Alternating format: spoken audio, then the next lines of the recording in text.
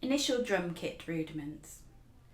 These rudiments are a development of the snare drum rudiments that I've covered in the grip, stroke and initial rudiments tutorial already up. Make sure that you've gone over those ones first to complete and secure your single strokes, your double strokes and your paradiddles. Once your hands and sticks are really secure with these, then you can start to have a look at the drum kit rudiments. The addition with these is using your feet.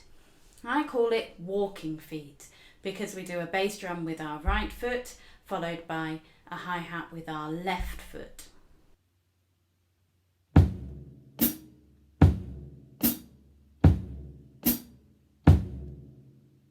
We're used to seeing the bass drum written in the bottom space, but to use our left foot on the hi-hat, so what I call making a chick noise as the two cymbals meet together with our left foot, that's written underneath the stave, so our 5 lines at the very bottom.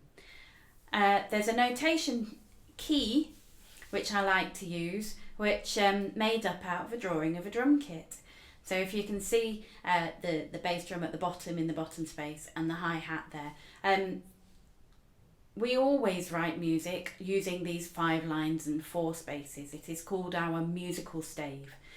Therefore, as we get to know the different instruments on the drum kit, we get to know where they're written on that stave.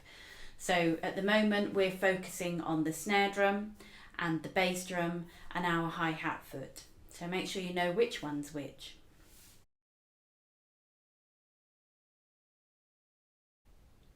The easiest one to start with are your double strokes. So when we do a right, we add a bass drum at the start. So it'll be right hand, right foot together and then another right hand. Then we do left hand and left foot together and then another left hand. And you repeat this pattern over and over. So it will go rights together, right hand, lefts together, left hand.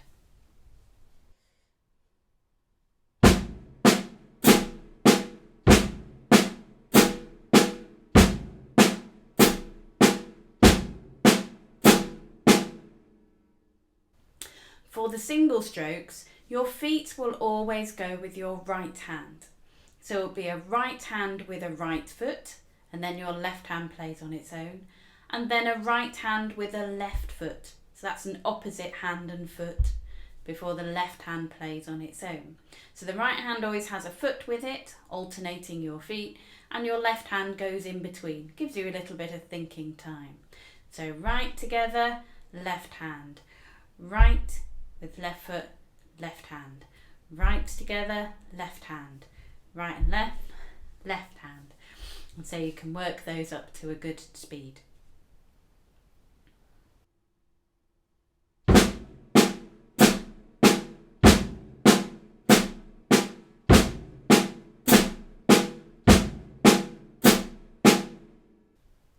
The single paradiddles, the hardest one of the 3, have 2 opposites in them.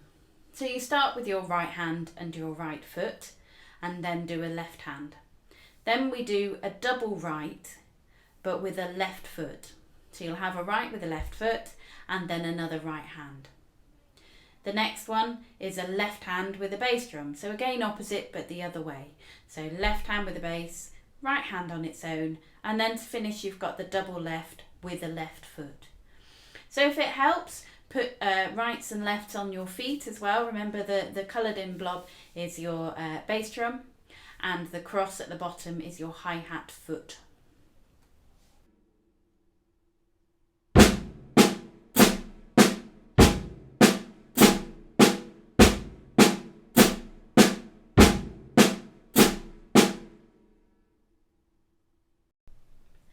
For the initial exercises, these progress on slightly from the rudiments in that we're doing exactly the same thing, same type of coordination, but we're going to use some of the other drums on the drum kit.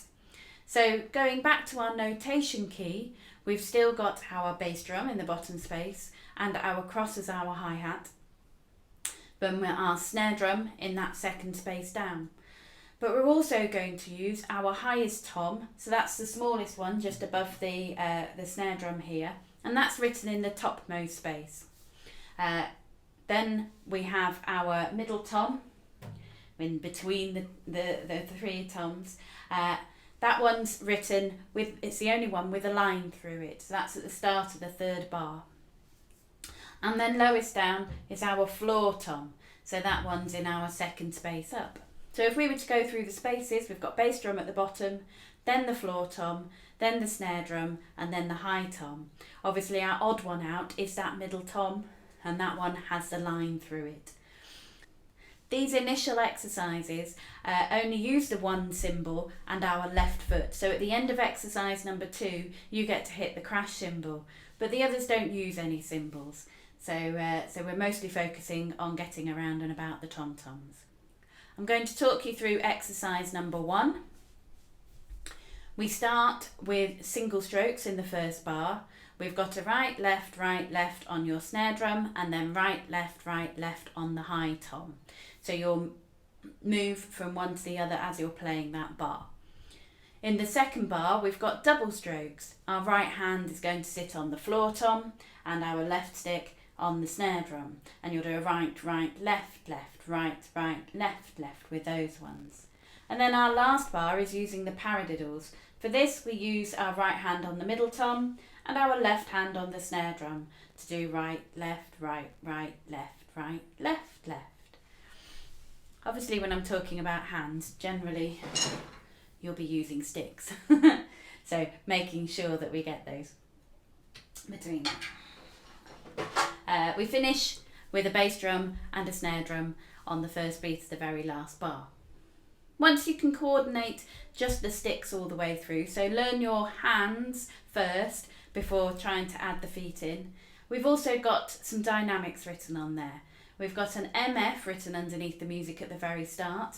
That stands for mezzo forte.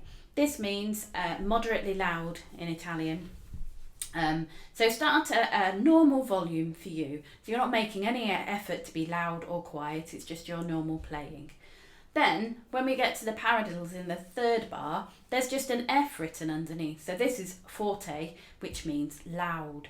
So we want to be loud on those paradiddles. So make an effort to be a bit more noisy, really lifting those sticks to get to the end.